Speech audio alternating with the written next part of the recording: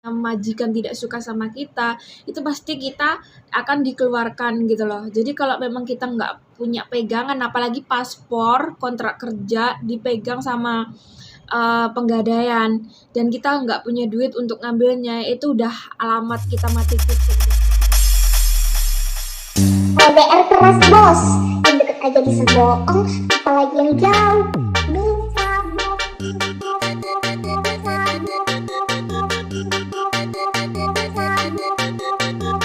Halo, selamat pagi Desember, apa kabar semuanya? Assalamualaikum warahmatullahi wabarakatuh.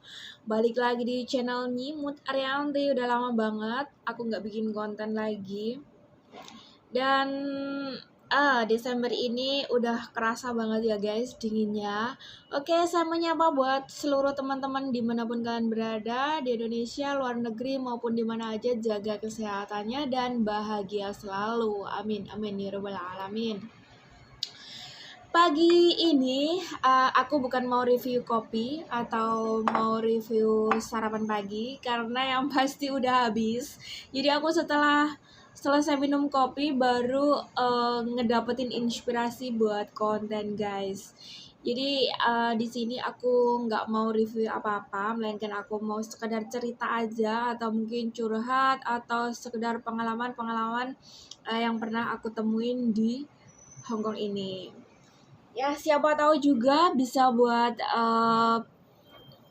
pengalaman buat temen juga, atau mungkin wawasan baru juga buat teman-teman yang berada di Hongkong ini, mungkin baru, supaya tidak terbujuk rayuan atau omongan kawan-kawan yang mungkin belum kita kenal selama di Hongkong ini.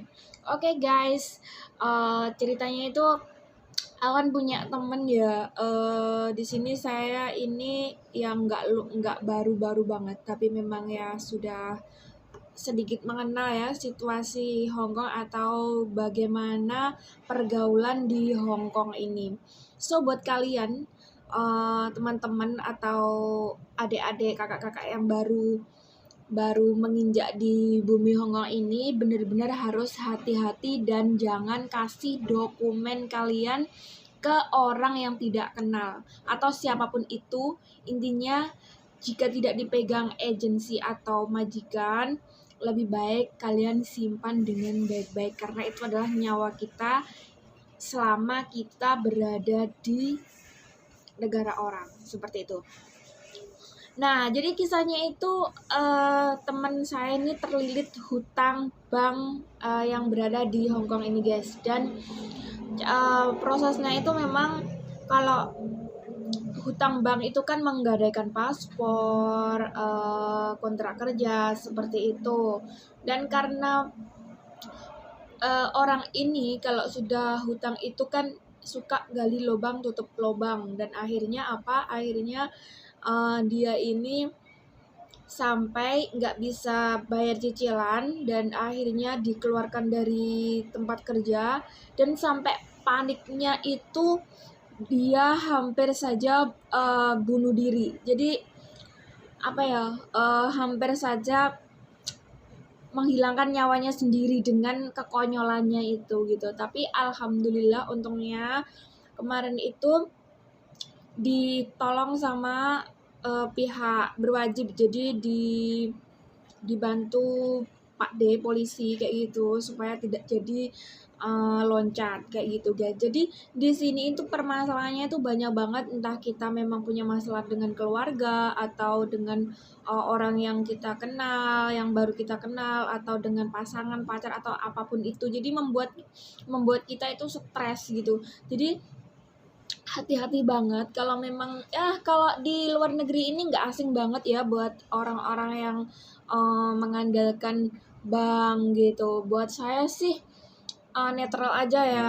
Cuman kalian harus pinter-pinter, jangan sampai kalian hutang bank itu sampai melebihi dari batas gaji kalian. Jadi sekiranya kalian tidak mampu untuk membayar angsurannya, jangan sampai melebihi batasnya. Kenapa? Karena kalau sudah ngenal duit itu apa ya, godaannya tuh luar biasa banget gitu loh guys. Jadi ketika kita sudah tahu caranya hutang satu tempat kayak gitu, pasti akan terhipnotis dengan sendirinya, pasti memiliki pengen yang itu lagi, hutang lagi kayak gitu.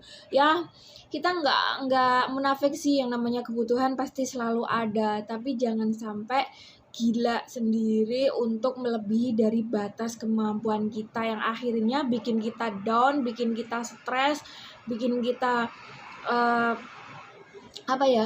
hilang arah. Nggak cuman sekedar kita mau berusaha loncat dari gedung, tapi banyak juga orang-orang yang gila, stres, hilang ingatan gara-gara cuman masalah hutang, sampai bertahun-tahun di Hongkong nggak punya duit. Contohnya saya juga nggak punya duit. Jadi gini ya guys, kalaupun kita pulang nggak punya duit, tapi memang kita gunakan untuk hal yang bermanfaat, memang untuk keluarga, untuk menghidupi anak sekolah, membayar hutang-hutang yang sudah lampau di Indonesia, atau memang untuk menghidupi keluarga, nafkah, nggak masalah, it's okay. Pasti Allah kasih jalan yang terbaik buat kita semuanya. Tapi jangan bodoh di negeri orang, karena di negeri orang ini, kalau misalkan kita punya masalah, sekalinya majikan tidak suka sama kita, itu pasti kita akan dikeluarkan gitu loh. Jadi kalau memang kita nggak punya pegangan, apalagi paspor, kontrak kerja dipegang sama penggadaian, dan kita nggak punya duit untuk ngambilnya, itu udah alamat kita mati kutu deh. Dan kalau misalkan udah nggak di tangan kita, terus kita dikeluarkan dari majikan, itu nilai ininya tuh udah jelek di agensi, jadi agak-agak susah banget. Jadi nggak semua agensi itu bisa menerima kita dengan notaben yang nggak bagus gitu loh. Jadi kalau misalkan kita di interminate, atau kita mau keluar dari majikan dengan nilai yang bagus, itu nggak masalah, gampang banget cari majikan. Tapi kalau kadang-kadang kalau sudah di plat hitam kayak gitu kan jelek juga. Jadi kita hati-hati aja buat teman-teman yang ada di sini. Dan kemarin juga saya juga banyak dicurhatin beberapa anak yang baru masuk ke Hong Kong dan sudah ngeluh kayak gitu, pengen pulang, nangis-nangis karena majikannya jahat, atau majikannya nggak sesuai, atau ini salah itu salah. Jadi buat kalian semangat terus. Kenapa? Karena aku dulu waktu pertama kali juga kayak gitu, setiap hari sering nangis, nggak suka sama majikan, kita pengennya pulang. Tapi inget deh ya kan, inget lagi tujuan kita kesini, memang kita itu harus ngerendah dulu. Dari kita pertama kali datang ke Hongkong itu memang seperti itu. Karena apa? Karena kita belum menguasai bahasa asing.